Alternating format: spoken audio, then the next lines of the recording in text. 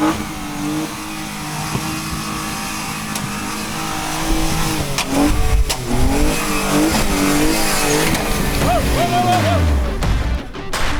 everybody, welcome to beautiful South Pittsburg, Tennessee. We are here for another Great American Crawl at Adventure Off-Road Park, or AOP as it affectionately known.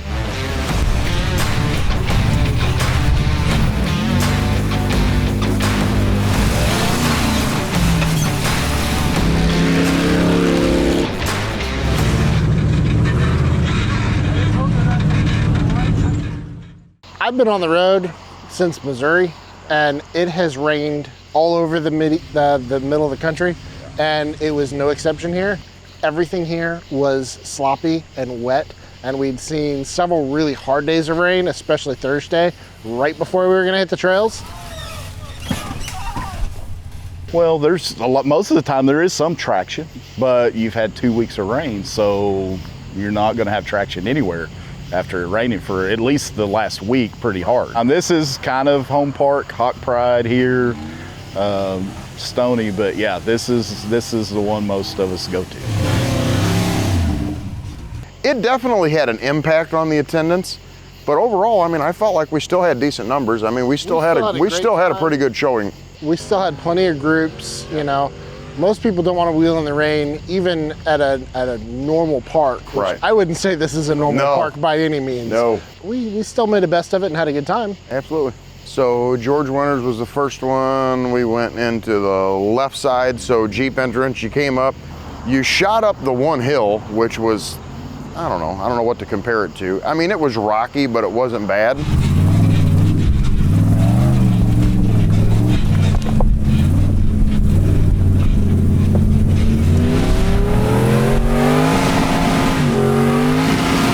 Kind of one of those where you're feeling okay, you know, you're shooting up through stuff, you're like, oh, this isn't too terribly bad, you know, it's enough to be challenging, it's fun, and then you turn the corner and you're like, oh shit.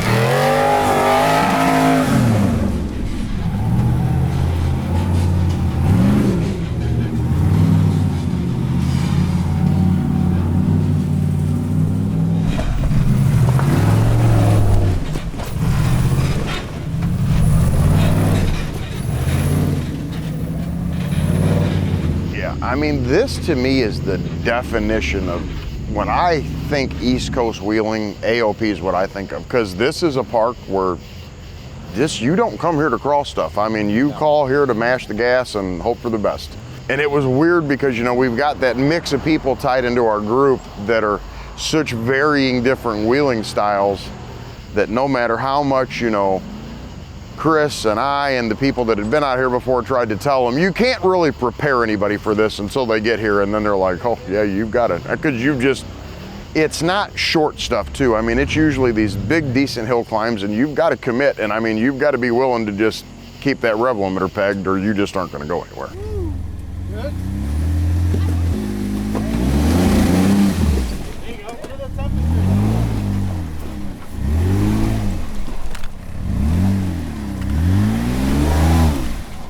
I was excited about it. I knew the trail. I had never done the harder part of the trail. Personally, I've seen people break numerous times on that trail, and I was excited to try the hard part until Andy got on it. And when he made it a chocolate milk rock, I knew then I wasn't gonna even attempt it.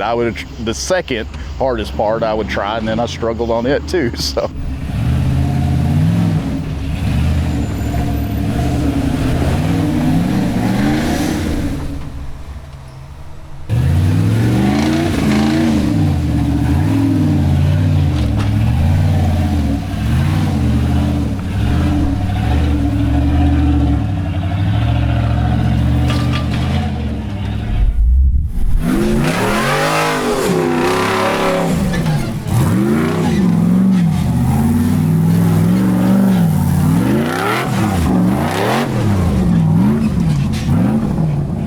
I would rather crawl. I feel more comfortable, and it's a lot less risky, you know, to try to crawl it versus wide open, because you can't react as fast as a vehicle's moving sometimes. And I would rather be able to go slow, but as we all saw today and yesterday, there's really not any place you can do that on.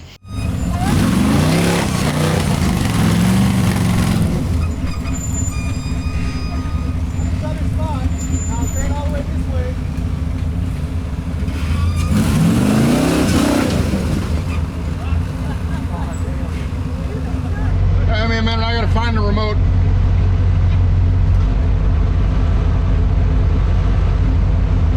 I don't know, there's two remotes in here. One's the other one's fine. I found coming in handy today.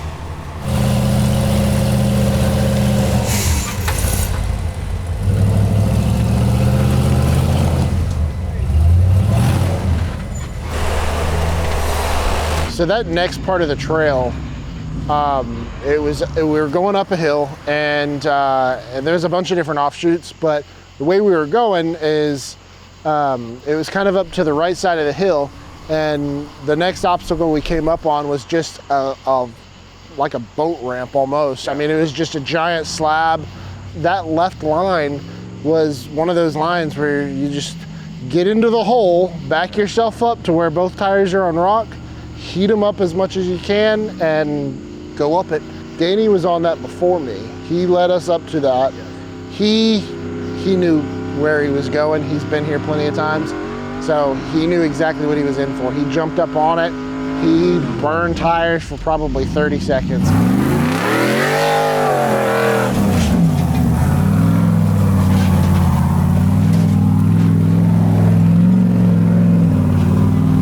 After seeing that, I only wanted to give it one shot. Yeah.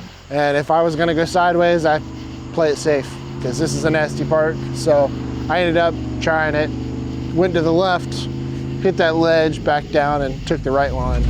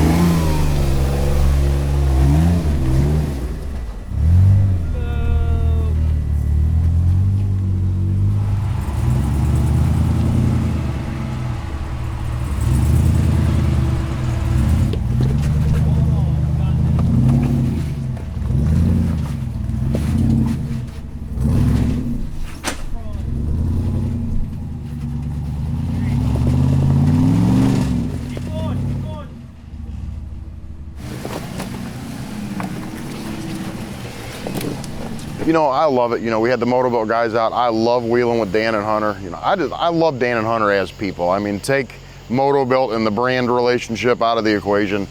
You know, Bender, Haley, Michael, Hunter, Dan, they're just all just such genuinely awesome people to hang out with just as people. Absolutely. And I love getting out with them. Now, Michael I had never wheeled with before, so I wasn't sure what to expect there.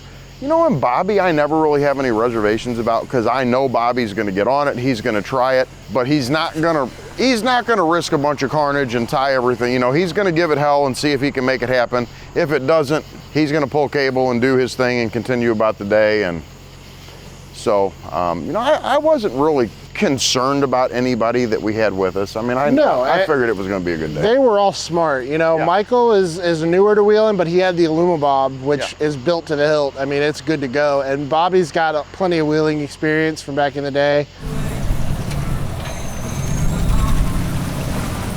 After we got up to the top of the hill, me and Danny actually went down an offshoot to the next trail we were going to go to and got a peek at it. But we ended up kind of looping back around down the hill and coming up from a different angle, which took us to a giant hill. The bottom part of it was just a rocky hill. Then the rocks got bigger as you went higher.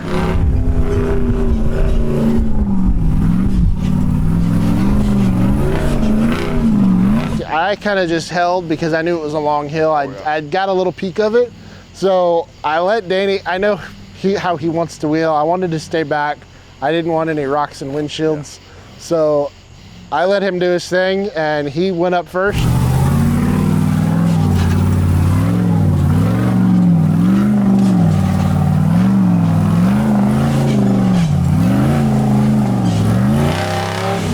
I took off and I was hammered down. I was ready to go. I foot to the floor, bounced it over pretty much good half of it up to the big tree.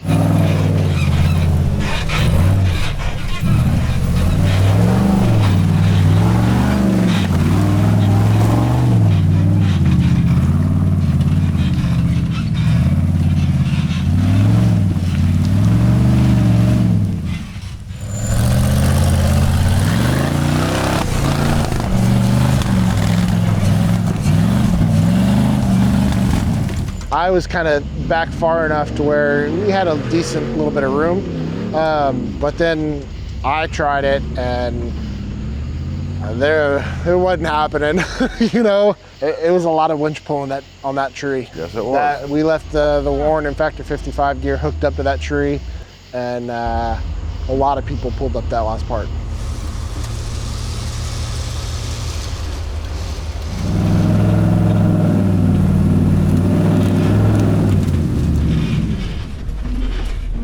You know, I mean, we would get into spots where it would start to bite and it would start to come up, and then, you know, I was hitting fuel cutouts and stuff, and it was just it was a nightmare. I mean, I beat in there for a while. I mean, I was determined to try and make it happen, and ultimately we just had to pull some cable to get me through that. That's so frustrating. I know how that feels.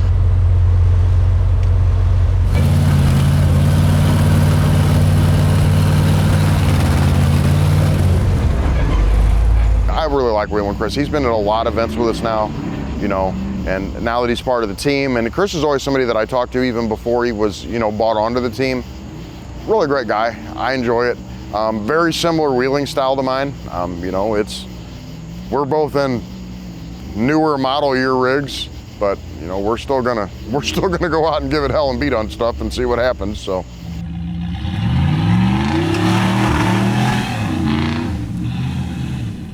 So Stephanie's been out with us a handful of twice times now. Yeah, I mean, Stephanie comes out with Danny a lot. You know, very, very minimal experience in this new rig of hers, though. But I'll tell you what, I mean, for somebody that doesn't have a whole lot of seat time behind the wheel in an off-road rig, she's been doing remarkably well. I mean, I've been really, really impressed with how well she's driving.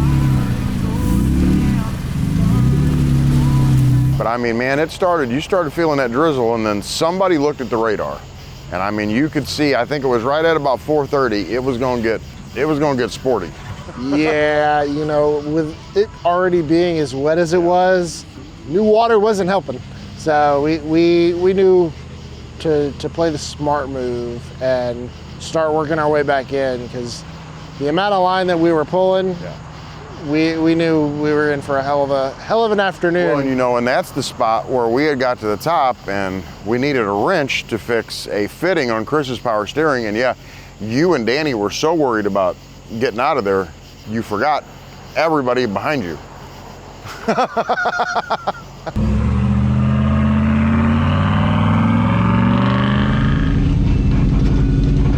We headed straight for Tombstone, and it was, damn it, Tammy. I've never seen a full body rig go up it, you know. I've seen a lot of tube chassis guys, a lot of bouncers do it, but I mean, it's in ideal circumstances. That's a super, super, super challenging trail. And I mean, hell, they were up there bouncing off the rev limiter in third and fourth. I mean, they were just cooking tires.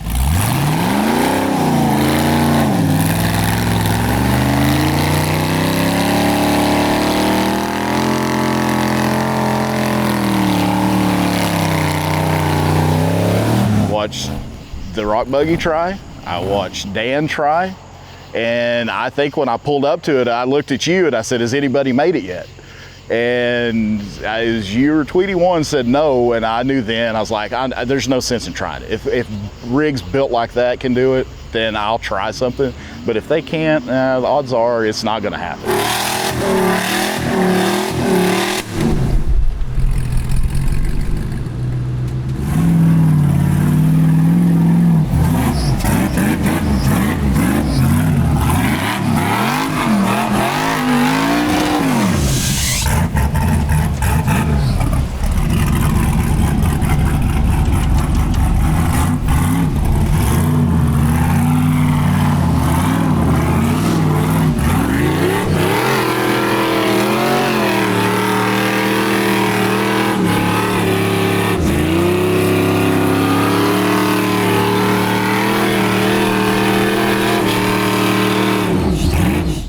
few times he got, at least from the angle I was at, looked like he got super sketchy. When that whole rig started kind of shooting sideways, I was like, oh, oh, oh. You know, then you get up and it snakes to the right, and then you see what Tombstone really is all about.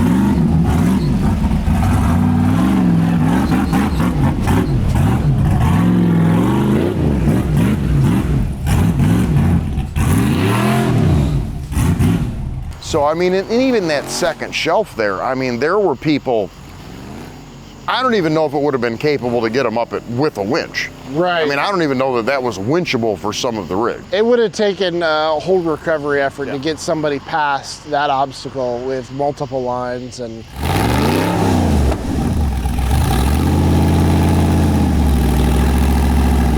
you know, so yeah, I mean, and at that point we decided, okay, let's go ahead and, you know, we've been screwing around here for a while, so let's go ahead and, you know, get everybody turned around, which was going to be somewhat of a process in itself.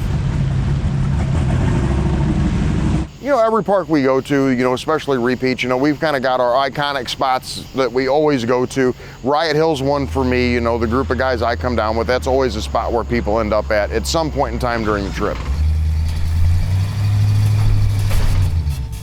Robert went the far left, where you kind of go up and you bypass that wall and it's snuck. But I mean, I'll tell you what, he had a hell of a time there, because it's just, that over there is just super, super, super technical.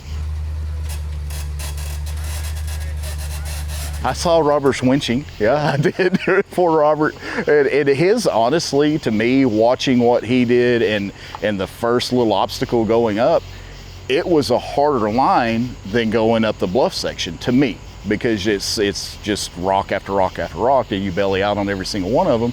You can't get any momentum to move. Awesome job. there was one big rock that kind of jutted out Yeah. to a point. And once he got to that rock, I think it was cable probably 80% of the rest of the way up. Which was nice though, you know, because when he pulled up and he started that, you know, I mean, he had Chad there, you know, and Chad drives the Ultra 4 rig for the Mickey Thompson and Motorsports rig. I mean, so if you're gonna have a spotter, that's about as good as you can hope for there. Right.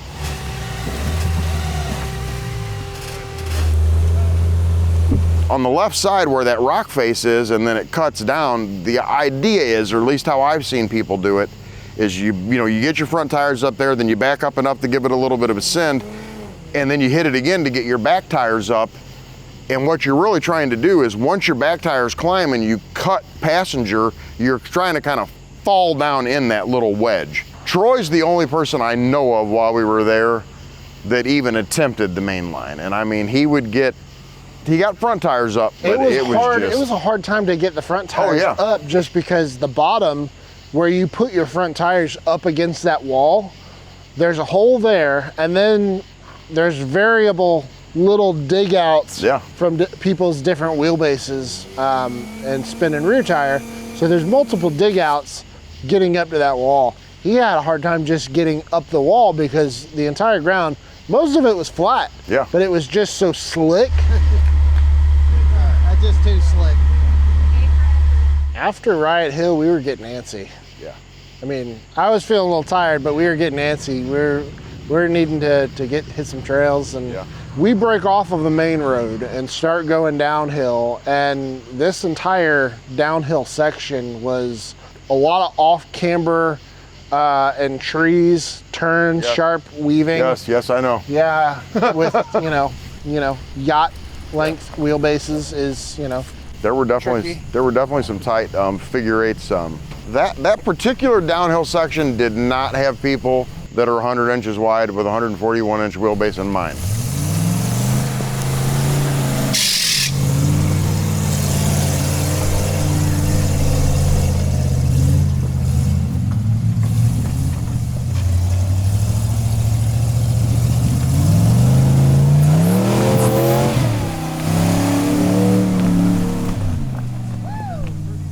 Cameron came to me and he said, "What do you think about doing another trail?" I said, "I'm not done. One way or another, I'm not done. We've got a lot more day left. We need to find a trail to hit." And it was how hard of one do we want to do?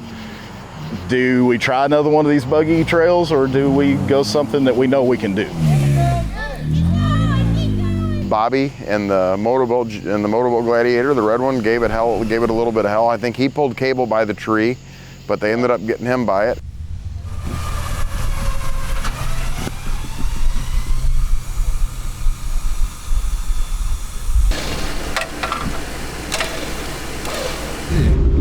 All right, hang on, you guys. It's gonna get bumpy.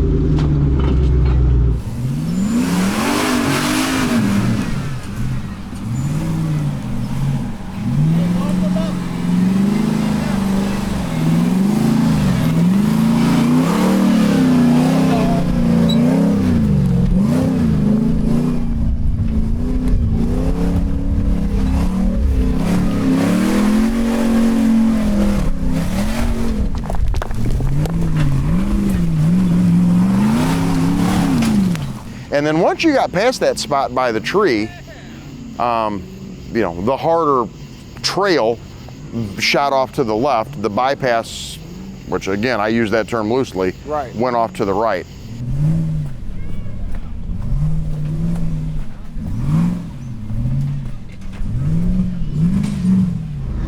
All right. Here's some cheering. Well, there's a little fun for the day. Right on, brother. I gunned it up the dirt hill bypass, and I mean, it was fun. Yeah. I give it it was fun. I got to the top, and I find out everybody's pointing at you to go to the right of that top And you know, section. that was so screwy because I had the momentum. It was running a whole lot better than yesterday, and I was shooting. And man, when I got to that little plateau area, people were yelling at me like frantically on both sides.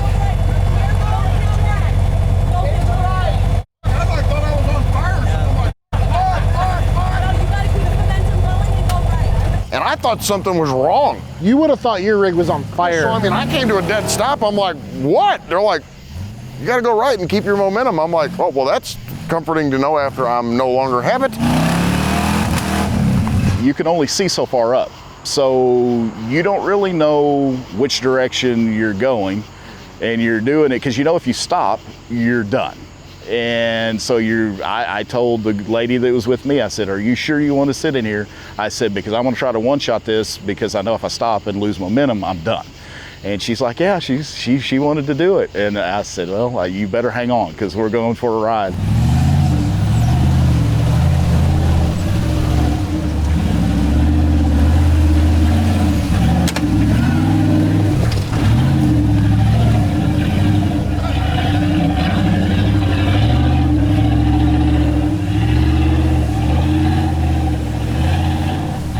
Everybody was hoofing it off the trail. We were moving pretty good to get off, but I noticed as I was coming down, I put these brand new, beautiful Mickey Thompson 42-inch tires on the Jeep that I'd been waiting so long for, which they did great.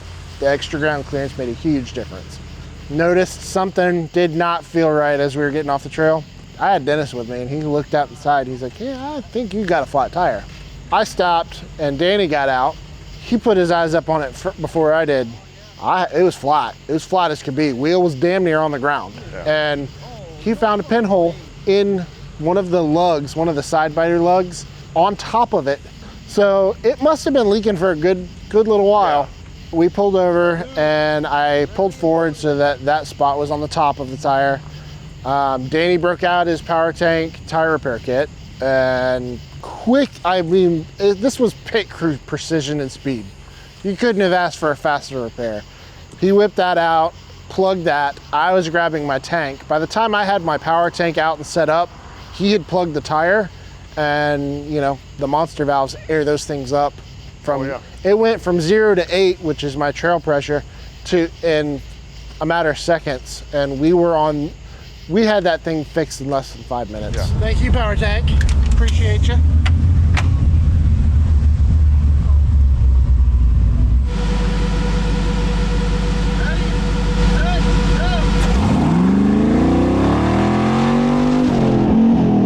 So we do barrel racing at a handful of these events, not all of them. Yep. Not every park is set up or place that we go is set up to do any kind of racing, but we have plenty of room here at this park. And John actually has tires set up for barrel racing down at the bottom end of the park. I've not done the barrel race here. I've done it at Good Evening, and man, it's a blast. Everybody should have at least one opportunity to do that. So.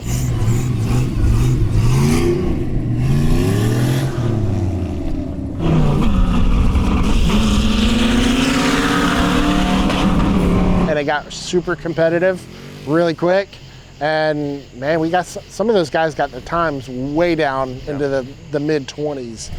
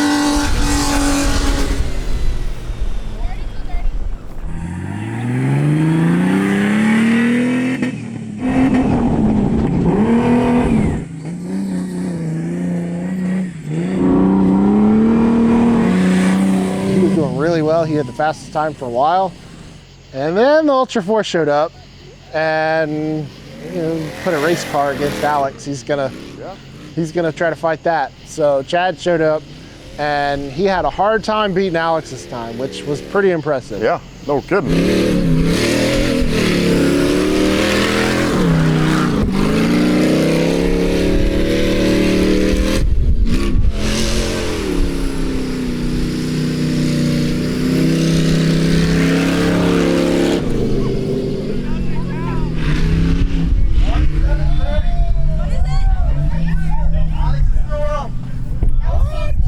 So for a while there, Alex had bragging rights that a 4-liter TJ beat an Ultra 4 race car.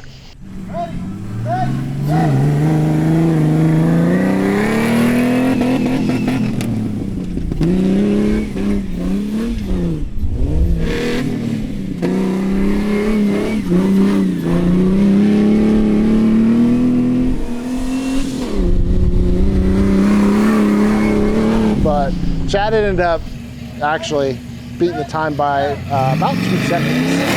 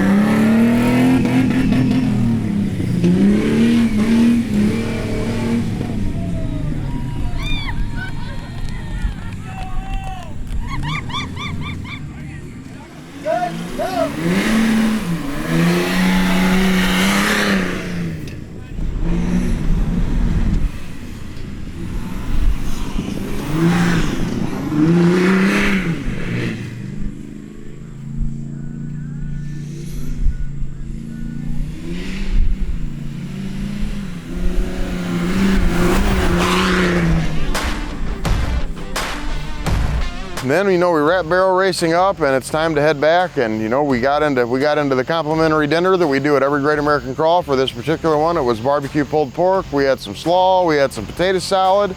Great event. I want to really thank Christina, who owns the park, and John Baloney, who was there to help us with everything, the park manager, and Janet and Ed Huffman from over at Mickey Thompson Tires, and all the people from ATD that came out to join us and hang out with us. It was awesome. I hope all those guys had a great time. We really appreciated having them out with us. Same with Dan and Hunter and everybody from Motobilt. If you've ever thought about coming out to the Great American Crawl, it's super simple. So we've got a Facebook page, we've got a website, greatamericancrawl.com. Register for an event near you. We've only got 2 left. Coming to an end really quick. You go to greatamericancrawl.com, get signed up and registered. You'll get an email the week of the event with all the event specific details. Come out to an event near you, and it's absolutely free. You don't pay $1 other than your park fees if we're at a park. That's the only thing you will pay for. You get a free shirt, a free meal, thousands of dollars in raffle prizes that are, it's free. Every driver gets a ticket. Hell of an event. You won't find anything like it anywhere else.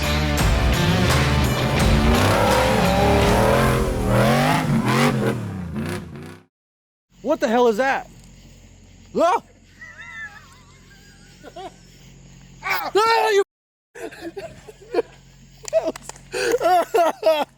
No grasshoppers were harmed in the making of this video. You swung that a whole camera at that mother. Oh.